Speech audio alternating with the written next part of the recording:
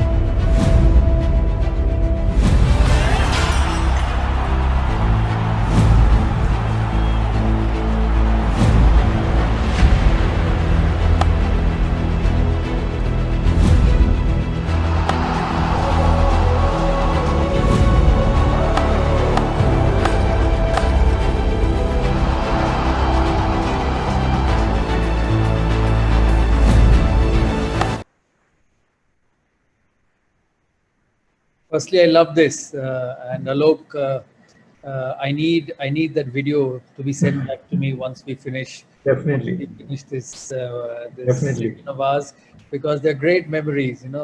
Whatever you do after that, you may be BCCI president or you may get in successful positions, but nothing to beat those days when you played the sport. I'm a little disappointed at the start because I just heard Alok saying that a lot of us has seen me while growing up. I'm not that old. No, Dada, not at all, not at all. No, I'm just joking, Alok. But we have, I remember, the 2001 match, and we actually made we had a statistics exam in college, and we actually convinced our professor to postpone the exam because we wanted to watch the test match, and he watched the match with us. So, see, at least I've been of a help to you even in your growing up days as well. yes, absolutely, Dada, absolutely. Thank you for having me. It is such a pleasure to be here with all of you this afternoon with such a successful brand, because you've been so popular, so successful for over a long period of time, and I'm extremely grateful for giving me this opportunity to interact with all of you. No, thank you, Dada. Pleasure is entirely ours. And Dada, I would just like to begin with our conversation with you've played so many roles. You've been such a successful batsman. Obviously one of the greatest captains India has seen, and now the head of BCCI, the president of BCCI. Which is the role which you would say that is closest? You answered some of that on your playing days, but which is amongst the two also? Because I know now it's the top two. But among that also, which is the role which defines you, which is the closest to your heart? It's the day when I still remember, and it's in Bombay. It was in Bombay in the Taj Colaba Hotel in 2000, when they announced me as a full-time captain for India. I remember I was in Colaba in Bombay and at the hotel, and probably that was the most happiest day of my life as a cricketer. Personally, not. I think personally, when my little girl was born, that was probably the most happiest day in my life. But as a cricketer, it's the day I was announced captain of India, and I think it's a huge honor. Yes, it's a responsibility. It's a lot of power, but to be in that position, to get an opportunity to make a difference in Indian cricket was something very, very special to me. I was just 27, I think. Yes, just 27 when I became captain, and I had wonderful 6 years at the top with some of the greats in the world, and some of the greats in India, some of the greats in the world. And for me, the most heartening thing was that we went forward as a team. We got recognized as a team all around the world, a team which played well in all conditions. I was fortunate enough to lead some great players, which in the during the course of today I will tell how satisfying and how good it was. But I think that's probably the day which for me will be the happiest day in my life. You know, it's like all of you when you start your professional career Right. and you go through different stages. I went as well, played the age group cricket, under 15s, under 19s, then Ranji Trophy, then got selected to play for the country and then became captain of that side. So it's like you start your career as a young entrepreneur who comes into the professional world and then one day become the president and head of private wealth as you are, Alok. So it's a journey which we all go through. And Absolutely. I'm sure the day when Edelweiss appointed you to that role, it must have been very satisfying because it's an acknowledgement of your ability and all what you've done over the years. I know you had a few more gray hairs because of that, but that's fine. Accept it. Yes, absolutely. And Dara, tell us a bit about, you're one of the most celebrated captains, but tell us a little bit about your initial days, you broke into the Indian cricket team, you came and hit that, 100 at the Lords. What was the journey like at the beginning before you became, became Dada and, became the Prince of Kolkata, before that, how was your journey like? I think firstly, every captain in India is a celebrated captain. I don't think there was anyone who would not get that honor and the respect and the adulation as captain of India. There were the days of Pataudi, which you all, which many of us have not seen because Right. we were young. Some of us were not even born when the great Pataudi became captain of India and changed the way Indian cricket looked, Indian cricket played the game. Uh, and what was the second part of your question, Alok? No, I was saying, Dada, that, just tell us a bit about your early formative years, when you came into the, cricketing field and, You as know, a player, your early days, I some was of your born early in a days. city. I was born in a city which played football, Yeah, which was yeah. a mad football city, and I actually saw the transformation from football to cricket. And I think a lot of it happened because of the '83 World Cup, India winning the World Cup in '83 in England, and then a lot of us, including me, and I'm sure someone like you, I was just 10 years old then, got addicted to cricket. We thought that we could be a name in the world by playing this sport, and I think that's how it grew up. I used to play football when I was young, till I was in school, class 9, class 10. And then as I came out of my school, my father put me to cricket because my family was involved in the sport. My family, my father was in charge of the Cricket Association of Bengal, and they had a great affection for the game, and they wanted to be a part of that sport. So that's how he took me. I got selected for the under 15s, and I'll tell you a funny story for the under 15 when I got first selected. I wasn't very serious about it. My father and my mother put me to cricket because I just finished my board exams, and I was a very difficult boy to handle at home. We lived in a joint family, so my mom said he needs to go and do something during the daytime. Otherwise, he's becoming very difficult to be left at home without studies. She couldn't make me study because we had just finished the board exams, and I would refuse to study. So I would go and practice. So one fine afternoon, I got a call. My coach got a call from the state association saying that there are 7 or 8 of us of the players are sick, and they won't be available for a game in 2 days' time. Can you send us some replacements? So the coach said, "Yeah, I've got a few players in the academy. You can go and play." So he asked me, "Would you want to go and play?" I said, "Of course, I would want to go and play. You give me a chance." I did not have a glove. I did not have a pad. I took my brother's stuff because he was playing for Bengal then. He was playing for under Oh, 19s. He's 6 years elder to me. So I took his kit and went to play. And I remember scoring 100 that game. wow. It was against the Orissa boys. They had come from Orissa, and it was a pre-season tournament to start the domestic season.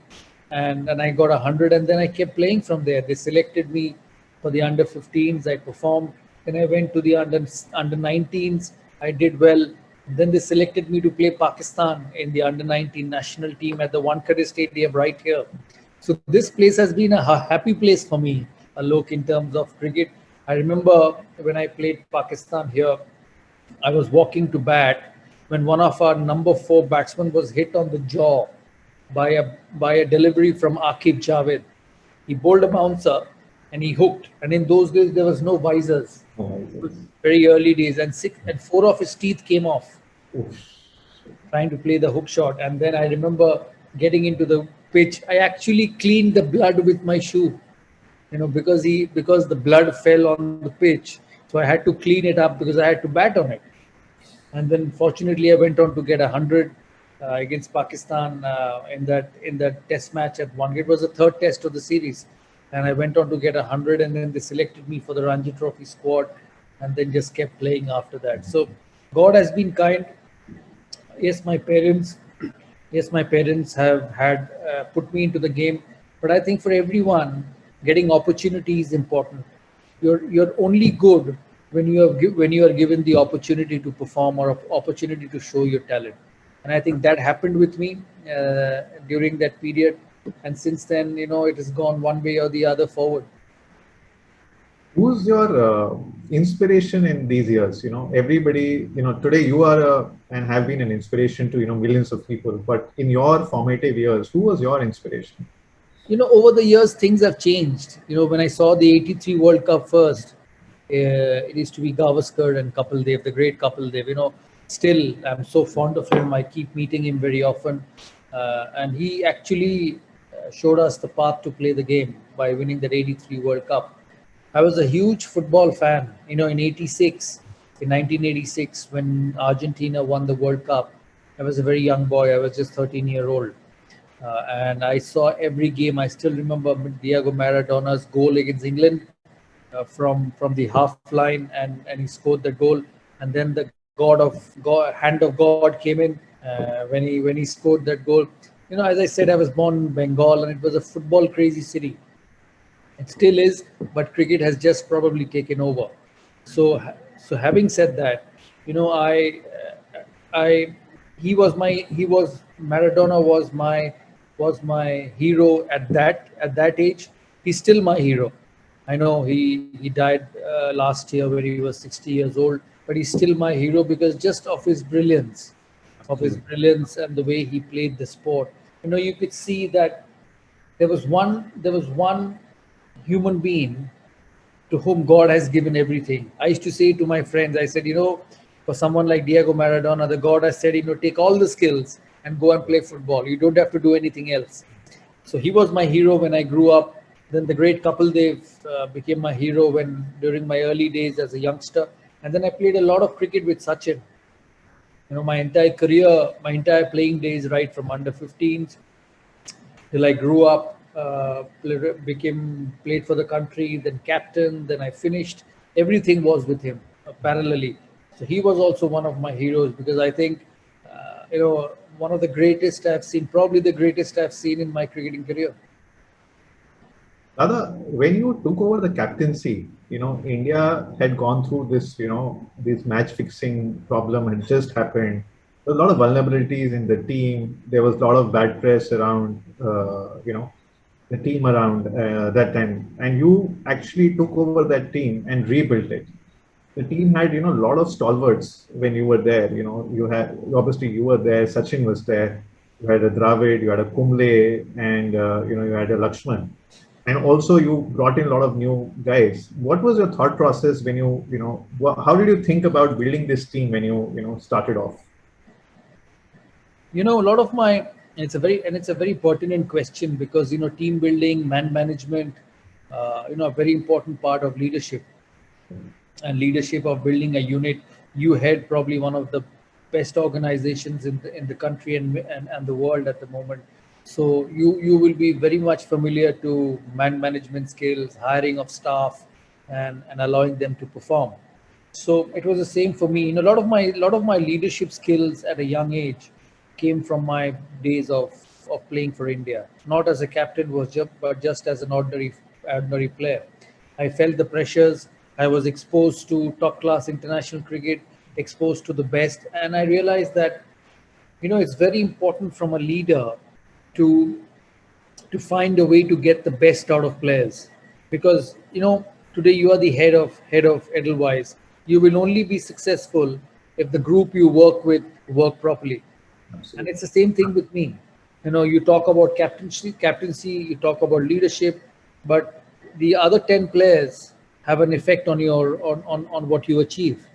And it was the same thing for me. It was the same thing for me. So for me, it was important to identify the right person, and I did that out of domestic cricket. I had a very simple policy, Alok, and your team, that I will not pick anybody easily. And once I decide that X is good or Y is the person for my job, I will give him the opportunity to succeed. A lot of times, we make the mistake of picking individuals to fail, and I never believed in that. You pick people because you want them to succeed, and I looked at it positively. Uh, for me, once you pick someone, it was important to manage him. Man management skills are very, very important because every individual is different. And I captained a team which with players from different parts of the country. One came from the south, one came from the north, I came from the east, some came from the west, and they all had different habits, different languages. And for me, it was important that I manage them individually, not have a separate yardstick. For me, it was never my way or highway. It was about adapting, it was about adjusting, and allowing these players to express themselves with the skills they had. Because when you come at that level, you come blessed with certain amount of skill, and when you get to that level, you'll only be stupid to make them change their skill. It is important to get the best out of them with the skills they have. So that's why you first identify the skills, and once you realize that he's the most skillful for you to do the job, then you allow him to express and become the best. For me, the fear of failure was very important, and as a leader, I had to take that fear factor away from every individual. uh, we all want to succeed. Today you head one of the biggest organizations. I head probably the biggest cricket board in the world, and all of us want to do well, all of us want to leave a mark, and all of us have this fear of failure in us, that what happens if we fail, because at the end of the day, it's a career for all of us, and we all want to be remembered as a successful entrepreneur, as a successful cricketer, because at the end of the day, it's the word of mouth. Today, Alok Sehgal or your CEO or your general manager or manager runs this organization well, the world sits up and takes notice. Yeah. And these people have changed this organization with their efforts, with their skill, with their policies, and with their way of managing individuals under themselves. And it was the same thing for us. So I took the fear away, because all of us go through pressure, and I will talk about pressure as this discussion goes on. I took that fear away, that when you walk out in the middle to play, you don't have to worry what the world thinks about you, you don't have to worry what the captain thinks about you, you don't have to worry about what the media thinks about you. All you need to worry is that red or white cricket ball coming out of the bowler's hand. That is very, very important. So for me, that was very important. Identify the right talent, manage them properly so that they're mentally in a good space to perform, and then allow them to express. And you all must remember that in your journey to create a successful unit, you don't hire or pick individuals to fail. You hire them to succeed. And you have to go into the world of business, sport, management with that mindset. Amazing. Dada, but one thing I would like to ask you, I was watching one of the, interviews with, Harbhajan, and you and Harbhajan were on stage, and he actually broke down when asked by the anchor, and he said, I will do anything for Dada. And he actually broke down. And, post the 2011 World Cup, when Yuvraj got, the man of the series for that, he said, I'll give my life for Dada. But that is beyond leadership. That is something, that is, you've given them opportunities, you've helped them grow in their careers, but this is beyond. What did you do that, you have such strong, loyalty, or, I don't know what to call it, but these guys are, ready to give their lives for you. That's just at a different level. I think it also comes out of respect, Alok, because every one of us go through tough periods. I have gone through. There have been instances in my career where I have walked out to bat thinking, where do I get the next run from? And I'm sure when you run your business, with the COVID had The COVID has hurt a lot of businesses around the world in the last 15, 16 months. You've had your ups and downs in businesses. You've had your difficult times in business. I think that's when a leader comes in. You just need to put an arm around your group, the people who you work with. For me, it was the players who I worked with, and put an arm around and said, hey, listen, I believe in you. The reason you are here is because you're good. The reason you are here, it's not because I feel you're good. You demand this place rather than this place has been given to you. And you demand it because of your skills, you demand it because of the way you've gone about your cricket. And it is important to instill that confidence. They've had tough times, and I put my arm around them and say, go and play, you're the best in the business. Given them that freedom, given taken that fear factor away from them. Again, what happens if I fail? There is no fail. Because you're good, you will succeed. There are two ways of looking things in life. It's what happens if I fail, and the other way is I am good, I'll succeed. And the positive part always works better in the long run. And I think that's one of the reason they got exposed to the cricket world. They got opportunities. They got the backing and support, and they became the best in the business. That's how you produce champions. I didn't bat for them. I didn't bowl for them. You're not going to go and work for your manager or your CEO or a junior level staff, but you'll create an environment for them to express their ability and become the best in the business. I think that's very important. And Dada, you took a lot of different decisions. I was watching one interview of yours, and you mentioned about Sehwag, and the fact that you got him to open, and because you're not able to find a place for him in the middle order, and you got him to open, and obviously the rest, as people would say, is history, because the world got possibly one of the most explosive openers, and so what was One of your all-time greats? All-time greats, absolutely, absolutely. What was your thinking around these situations? He was so good. He was just so exceptional, and I don't believe that anybody is picked to play cricket in a particular position. You've started your career as a junior, then you've gone different levels, and today you are the president and you're running this organization. I started as a normal player, became successful as captain, and then into administration. And I believe the same with others also. You give them opportunities, the best will find their way out. He had the talent, and you just pushed him to the deep end because you knew he had the talent. You knew that he would come out of it. I still remember when he came back to me and said, what happens if I don't succeed as an opener? I said, don't worry, you will come back and play in the middle order because you're doing a job for the team. And I firmly believed that he would succeed. All the greats in the world have been successful because they've come out of their comfort zones. There's a very, very important saying in sport that you need to get people out of their comfort zones. I'm happy where I am. You don't become the best that way. But that applies, Dada, to corporate world also. Yeah, people you have to just thrive for the new destination. You have to thrive for the greatness. And I still remember Sehwag when he walked out to bat at Lords as an opener. He just smashed it, and I wasn't surprised. He finished the series. Today, India playing at Trent Bridge. That's where he got his first 100 as an opener. And I remember batting at the other end with him. I got 70 odd on a green wicket. Both of us got runs, and I saw him play, and he just completely smashed an English attack on a green seaming pitch on the first morning of a test match in England. So I firmly believe that. I look at the great Sachin Tendulkar in one-day cricket. He used to bat at number 6.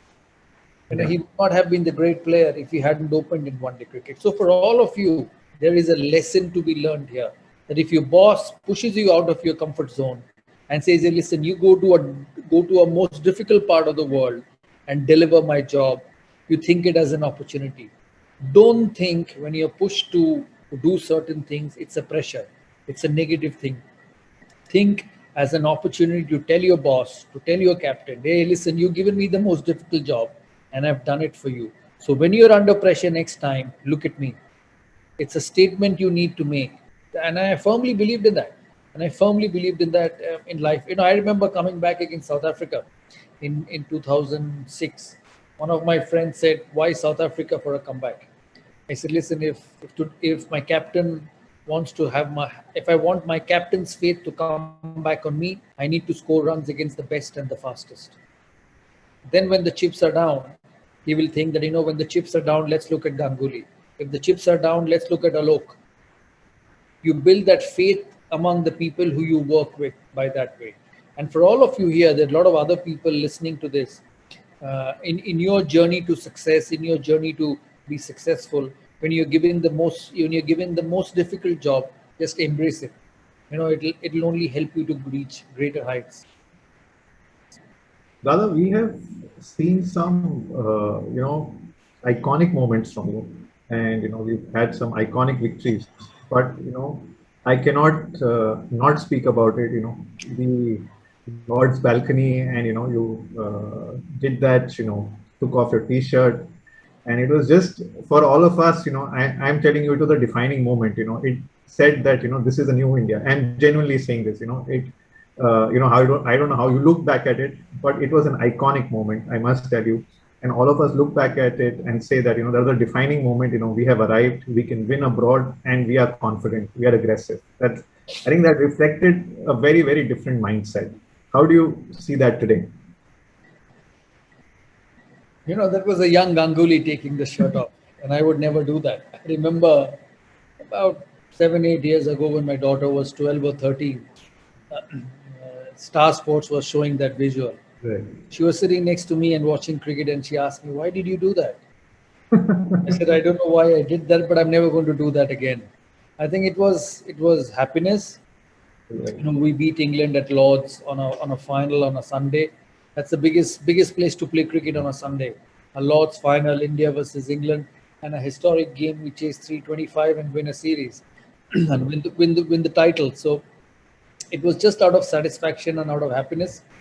And I know a lot of people keep telling me that that's probably the best moment in Indian cricket. Yes. But I don't think I would do that again. But that's the way it is. It was the heat of the moment, the situation which got over me, because that's what the game did to you. It gave you so much happiness, gave you so much of satisfaction that you did some stupid things. But then obviously you did that as a young boy. You do so many things, and I don't repent that. And I still see those visuals. Today at the start of the test match, I was seeing that picture in that Sony studio. I remember calling up Star a few years ago and said, "Hey, listen, I've got 20,000 runs for India.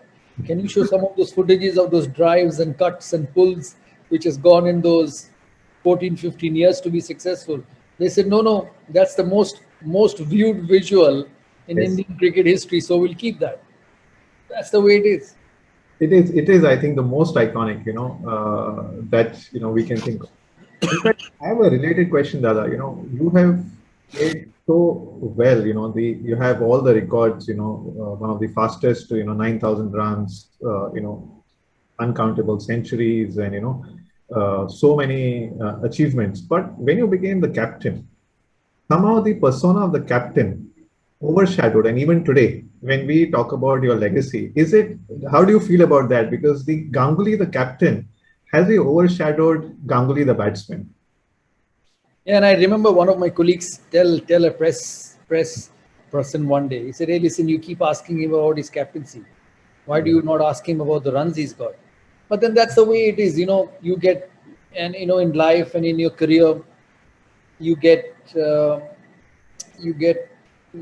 attached to certain way by people. And I think Indian cricket changed during that period. And I say it's not just because of me. I've been extremely honored and blessed with some of the greats in the world cricket, the likes of Sehwag, Tendulkar, Dravid, Lakshman, Kumble, Harbhajan, Zahid. There were stalwarts in the game, not just in India, but around the world. And I think when in a team sport, they actually make that difference in a team. So, some of it remains with you because you bring in changes. People want to see reforms. People want to see out of the box, innovations done in any world, in your world, in my world. Look at Sanat Jayasuriya. He was probably not the greatest of players. Why is he remembered? Because of the change he brought in one-day cricket. Sanat Jayasuriya and Kaluvitharame, the way they played the first 15 overs in one-day cricket. So people remember change. People remember who people who bring the change, and probably that was one of the reasons for me. Which, you have had some great victories. You had a victory in Pakistan. You won the NatWest. Obviously, we won that Australia series, which is, I think firstly, I think is one of the greatest victories Yeah, India has ever greatest won. time. Which would you rate as your, highest? I know it will be difficult, but would you rate as your best, in these, in your mind, which I is think the for best? me, the greatest test match is that Australia test at Eden Gardens when we came back from behind. Hmm. We were asked to follow on, and and then Lakshman got the double hundred, Dravid got that 100, I got 50 odd in the second innings, and we went on to beat Australia. They were such a good team, and from coming back from behind when everything was lost and done and dusted, was will always be special. We won in Pakistan for the first time ever in the history of Indian cricket when I was captain. Then going to Australia that in those days was the most toughest place to tour, and we competed Australia and dominated that series in 2003. Then getting to the World Cup final in 2003, then not just the World Cup, Champions Trophy finals 2001, 2002, 2003, beating Australia at home, winning against England in England. So those were special moments in Indian cricket, and I think those will always remain and be special with me. But for me, that Test match in against Australia was remarkable. And I'll tell you a small story, Chief. That the Test series got over, and I walked into the press conference in Sydney, and as I walked in, everyone was clapping. Everyone was clapping, and I did not realize why were they clapping. So I went into the press conference. I finished and I came off, and I asked one of my journalist friends out there. I asked him, "What is the clap for?" He said, "This is the first time Australia has been challenged in Australia in the last 25 years. So it's a recognition from the Australian media about that Indian team of how good they were." And I think that was special, because teams go and get outplayed in Australia. I remember in the first test in 2003 in Brisbane, everybody expected India to get walloped in the first test match. Right. I remember getting 100 in that test match, getting 144, and India going ahead of Australia in that test match, and then going on to beat them in Adelaide in the next test. And that's what you play for. You got to play out of your skins, as they say in sport.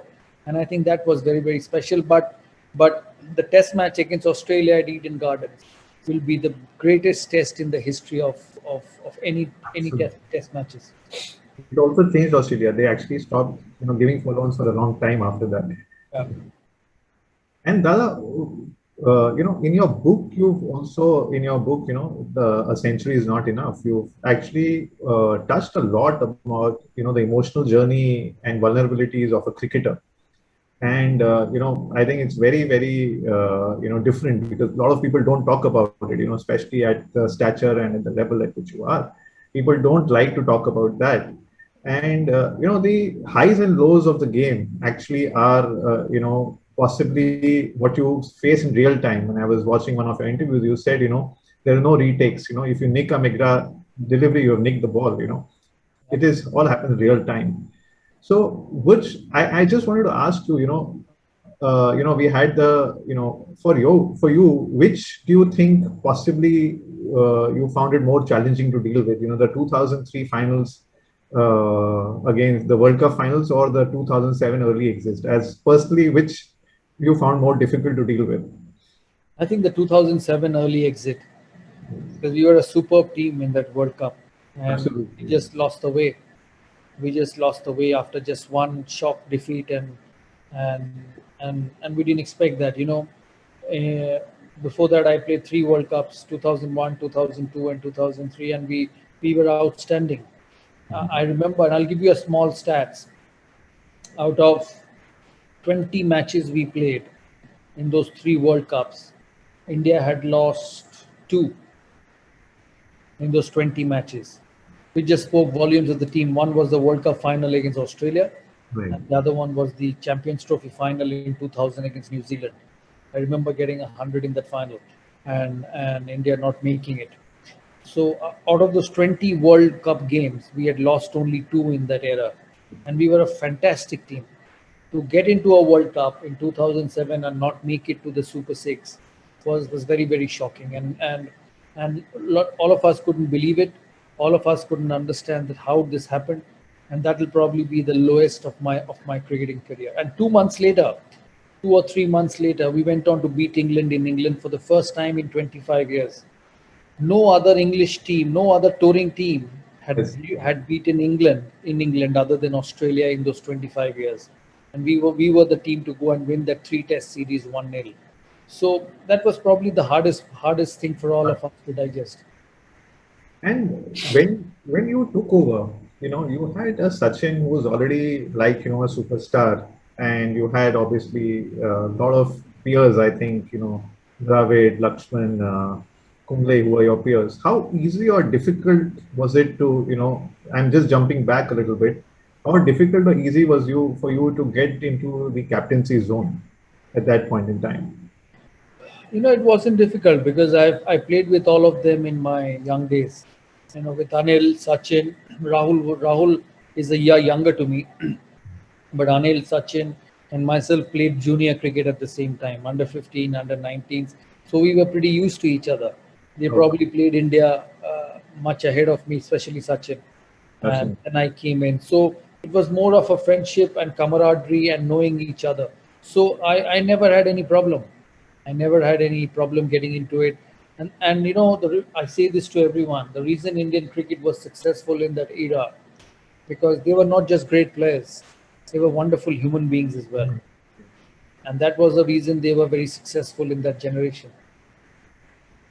How do you see a bit of yourself in the current team? Do you see a bit of yourself in Virat in the way he's, Of course, stepping of on the course. field? And I really wish that he wins this series because, playing 5 test matches in England is special. You don't get such opportunities to captain. Yeah, And I just really wish that he turns it around and wins this series for India. He's a great player. There's no doubt about it. absolutely. And a little bit of expectations from him in terms of this series, and I just feel, and I wished him yesterday that good luck for the series, bat well, you win this series, and I really wish that it happens. In the current crop now, we know you like Virat, but apart from Virat, who are your favorites apart from Virat in the current crop? See, for me, everyone is favorite. Being the president of the board, I cannot Oh, say that I agree. one is least favorite than the other. There's some super players: Rohit Sharma, KL Rahul, Pujara, Rahane, Rishabh Pant. I'm very fond of Rishabh Pant as well because I like the guts of that of him. Just goes out and bats, and he knows only one way to bat. I still remember the visual, and I was watching the Test match against England in Chepauk. It was turning square, and they had long on, deep mid wicket, deep square leg, and he still stepped out and hit sixes on a turning pitch. You know, that's not just skill; it's about guts as well. Guts. It Guts is and guts. character, and I think that's why I am very fond of Rishabh Pant. They're all exceptional players: Mohammad Shami, Bumrah, and I just wish them all the best because if they play well, this is what we are here for, Oh, to absolutely. to be a part of that successful unit. So they're all special. But Dada, it is so amazing that India suddenly, and I'm using the word suddenly. Obviously, it's not happened overnight, but India has got so much talent that you have a team playing in England, you had a team playing in Sri Lanka, and both obviously when before COVID happened to that team, I think absolutely world class units. You had two full world class units. It is just amazing the kind of talent India is seeing now. I think it's the infrastructure, it's the system, and it's the madness of young kids to play the sport. You know, if you can get young boys and girls to attracted to the profession and willingly, whether Yeah. it's a corporate world or whether it's business, whether it's sport, whether it's engineering, medical profession, if you can get young players to volunteer, young boys and girls to volunteer and do that passionately, that profession has to go forward. You go to Bombay on a Saturday, you go to Bangalore on a Saturday, you go to Calcutta on a Saturday, you will see the young kids with their kit bags and out with their parents to play the sport. because they idealize a Kohli, they are Rohit Sharma, a Tendulkar, a Dravid, and they want to become like that. The life is ruled by heroes. When I used to grow up, if you remember, used to be a saying that Pakistan produces so many fast bowlers and India produces so many batsmen. It is because of heroes. Young boys in India, in Pakistan have grown up watching the likes of Wasim, Waqar, Imran, and the young boys in India have grown up watching the likes of Sachin, Rahul, Gavaskar, Vishwanath, Sehwag, and play the sport. So it's the heroes which matter. It's the heroes which push youngsters to go and do it. In your family, when you have a boy and he's watching cricket, he'll quietly come and say, "Hey, Dad, I want to become a Kohli. I want to go and play. I want to go and play the sport." So heroes actually make talent, and this country in the next 50 years will produce exceptional cricketers. That's amazing, and I think IPL has also played a big role because it's just given so much, such a platform to young talent, to come. Absolutely. In our growing up days, we had to play for India to play against the best in the business. Yeah. Now, if you're a first-class player, for the country, and you get to play an IPL, you're still playing with the likes of Tendulkar, with the likes of Kohli, with the likes of a Dale Steyn or a Pat Cummins or a Steve Smith, and there's so much to learn. Dada, one last question from my side, and then I will open it. I'll start taking some of the Q&As. So, you are currently, and I remember us chatting some time back, and, you mentioned about, hosting the IPL, the World Test Championship, the team has to be sent, the Sri Lanka tour. How is BCCI managing these logistics? It is just amazing, while, whatever people may say, cricketers are going here and there, but it is just outstanding, the kind of stuff you guys are doing right now. Yeah, to create bubbles and getting players to live in bubbles is not easy. Not easy. This also goes to show how keen and how hungry are players to play the sport. They don't mind being in bubbles. They don't mind not getting out of their hotel rooms just to turn up for the country. This is the way you look at it, and I must say it hasn't been easy. And it's not just one or two players, Alok. It's about 300 players, and the support staff, and the medical team, and everyone, and to manage it properly. So it is, but then that's the way. If you are supposed to be one of the best cricketing boards in the world, you have to probably find a way to be successful. Well, I think it is outstanding, Dada. Yeah. As fans and as supporters of the game are compliments. It is outstanding what BCCI has managed to do. Holding the IPL, last year in Dubai, and this year at least half IPL happened before we got in the second. You again go back to Dubai for the remainder of the IPL. I think it's just outstanding. So our compliments. And Dada, I'll take some questions from our audience who have sent in some questions.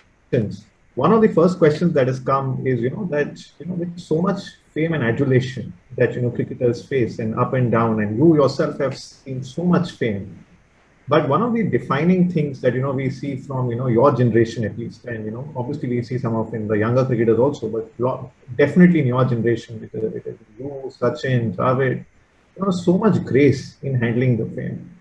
How did you guys do that? That's the question that's come.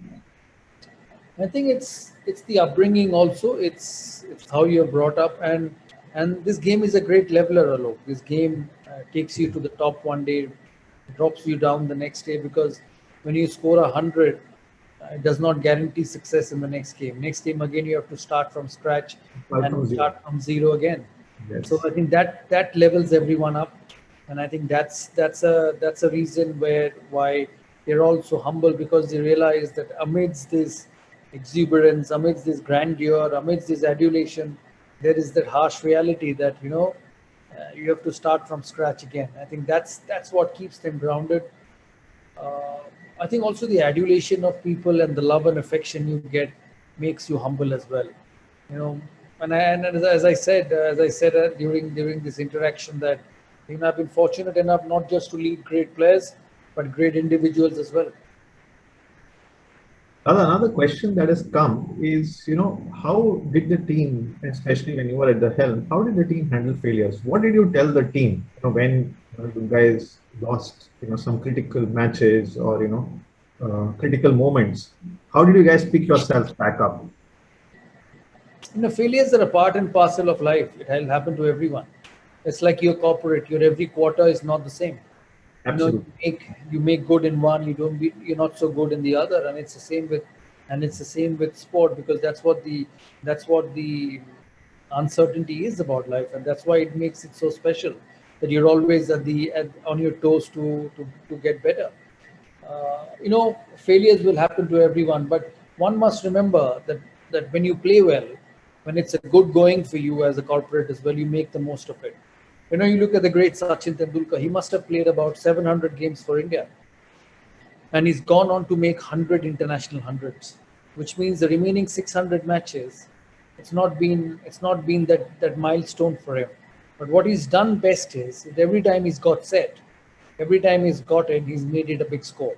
So it goes without saying when the sun shines, as they say, make hay when the sun shines, and it's the same in sport. That you do the best when you're doing well, so that it covers up for your failures. And failures are bound to happen. You just, as a professional, as a corporate, as a talent, you just have to make sure that your success are more than your failures, because we all human. We all have our good days, we all have our bad days. We try and come out of it. So failures are a part and parcel of professional life. You just have to make the habit of having more successful days than bad days. One of the related questions that's come, Dada, is that you were really admired for your grit and on-field persona. How did you get so tough mentally? What is the preparation, or what is the sort of process you follow for yourself? I think situation makes you tougher. Obviously, we had tough training skills. We had tough training skills, and we were made to train under pressure. As a human being, nobody likes running, nobody likes fitness work, but then you were made to do that, and and you were made to do that, not just to make you physically strong, but make you go through that pain barrier. So when it's seaming, when it's swinging, when it's hard, you just bite the bullet, as they say. Bite your teeth and hang in there. And it's the same thing in your professional world. You have to train yourself mentally. You have to train yourself mentally to go through the tough periods. You visualize. The great thing what Virat Kohli said to one journalist a few years back, they asked him, you bat in the nets for 40 minutes, you bat in the nets for half an hour. How do you bat for 6 hours in a test match? And it's very simple. And the answer he said was so correct, Alok, that you may finish your nets, but when you're sitting in your home on a sofa, or when you're in the bus driving back to the hotel, you still visualize in your mind that you're batting. I finished the morning session. Now I'll go back into the lunch session, session after lunch, and then the session after tea. It's the mind in life which is most important. What your Right. mind thinks, your body reacts to it. And as a corporate professional, when you get in, day out at your office, at your workplace to deliver, you put yourself in that situation. You put yourself in that place where there is pressure on you. When you go into the nets to bat, you create a match situation in your mind, saying that, listen, tomorrow I've got to bat in a test match and I've got one chance. So you create that pressure mentally. And it's the same thing in a professional world. You create that work pressure around you, so that with repeated practice, you just find a way to master it. Dada, a few questions on the BCCI, and one of the questions that has come, as as the head of BCCI, what are the priorities that you are seeing in cricket administration, and what are the changes you would like to bring about, if any? I think What are the priority is cricket. Priority is making sure that the players are in the best of space, and get the best opportunities to perform, because at the end of the day, it's the sport in the middle. It's a sport in the middle which matters, and which people come to watch. Create a good team, create a good unit, professional unit where people work, and make sure we are a good support system to what's going on in the field. Is it possible for BCCI to also play a slightly bigger role in helping develop other sports? I think that's a very often question asked, of No, to we do. We do. BCCI. If you see, we contributed in our own way for the Olympics, but Yes, every other sport has their own set of rules, an own set of governance, an own set of administrative people running it. yes, You can only interfere, or you can only advise to a certain extent, and we do that. And we maybe at times we are not equipped. We are not equipped to help, say, a basketball, say athletics, say shooting, because that's a different set of skills, different set of mindset, and that's what people who are from that background tend to do. So we do it to an extent, but we have our issues to sort out, which is a hell of a job, which is a hell of a absolutely. job to make it successful. Rather, you have been another question that's come from from the audience. You post retirement, you've possibly been keeping busier. Is that correct? Because you are doing TV shows, you are posting certain TV shows. You're obviously now full time into BCCI, and is your family complaining that you're not giving them time, or that is now part of life? No, it's a part of life. You got to be busy. I give Sure. I give time. I make sure I work, and then evenings I'm with them.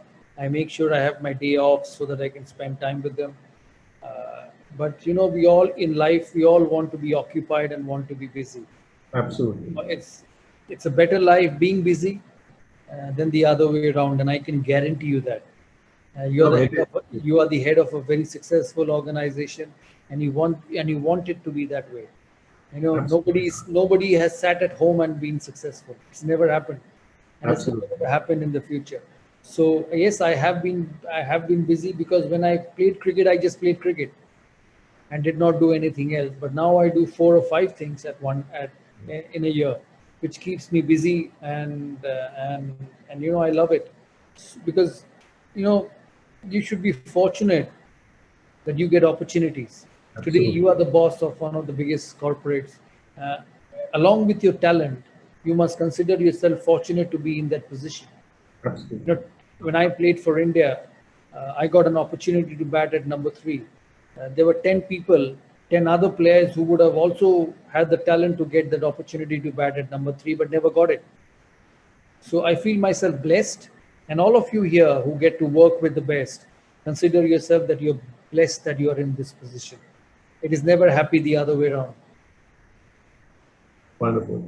Dana, one question that one of the guests has asked just now is that what prompted you to move? Because like a lot of cricketers, you also moved into commentary and some of those assignments. But what prompted you to move into administration? And you moved in very young age. You are I just before got you pushed turn into 50, it. you've You know? been the president of BCCI. Yeah, I just got pushed into it. It's not that I wanted it, and I just got pushed from one to the other. Once this tenure finishes, I will still be young, and I'll still have opportunities to go back to those careers. So I will, and that's not too far away. So in life I've seen, I've just been blessed with opportunities, as I said before, and I've accepted it. I've never planned for all this. As you rightly said, I finished playing, and then from 2015 to 2021, I've just been in administration. Although I did a little bit of commentary, a little bit of other work along with it, but now BCCI being such a important body, I cannot give time to the others. But once I finish this, I'll go back and do it again. But you seem to be enjoying the administrative role a lot. That I can. I Is do. that I do. It's an opportunity to make so much of a difference. And as a player, I probably think the player's way. I probably still have that player's mindset and understand their situations, their difficulties, what they need, and what they want to be successful. So from that point of view, I think I'm blessed to be in that position. And as I said, once this finishes, I'll go back to my other life. rather one last question I will take from the audience? You said in your book, a century is not enough. You talk about cricket being a complete circle, which encompasses emotion, life on the edge, scrutiny, competitiveness, highs and lows. Uh, just if you could talk a little bit about that, it would be great. You know, it's like life. It's like life. You get a test match 100 one day, you're happy. You nick the first ball the next day, and you're not at your best. You have a great year. I've seen the greats not get a test match 100 for 3 years. So that's why it's such a great leveler. And I think in your world as well, Alok, you know, you're a professional person. There are ups and downs. There are people competing. Your place is up for grabs. There are days when somebody at the top, your shareholders feel that you're not good enough to lead the organization. This is part and parcel of every professional. Remember one thing: the higher you go, the more the challenges, and it's your mindset. Whether you want a 10 to 5 happy job and be with that small salary or go home, or you want to do that challenge and take it up and be the best. It's a choice you will have to make. And I say that before I finish, that your life, your profession, your success is the choice you need to make. Whether you want the softer way out or whether you're ready to go through that grind. And someone like me who's been under pressure, who's seen challenges from a young age, go through it. You know, you love it when you're able to master that. And life, and in life, it's better to be in a position where you have challenges rather than wake up in the morning with no fear, no tension, and nothing in stake, as they say in life. So it's better to be in that position rather than not. And I've always enjoyed it. You know, somebody asked me when I finished playing that, you know, you've achieved so much, you've gone on to different roles, you've done, and you're doing so well there. What do you miss? I said, you know, I miss that morning tension when I wake up and I know that I have to succeed. And I miss that challenge when a Glenn McGrath delivery is hit through the offside, because that margin of error is very little. If it seems a little bit and it gets an outside edge, you're out. And that hits the middle of the bat, you're successful. And I said, I miss that challenge. I'd rather be put back into that challenge rather than wake up on a morning under the blanket with a cup of coffee and nothing to look forward to. Always Wonderful. remember that in life. So No, when your boss, when your hierarchy says go and do that job, it's the toughest job. Accept it, go and do it, rather than turning back and say why me and not why not me. Always remember that.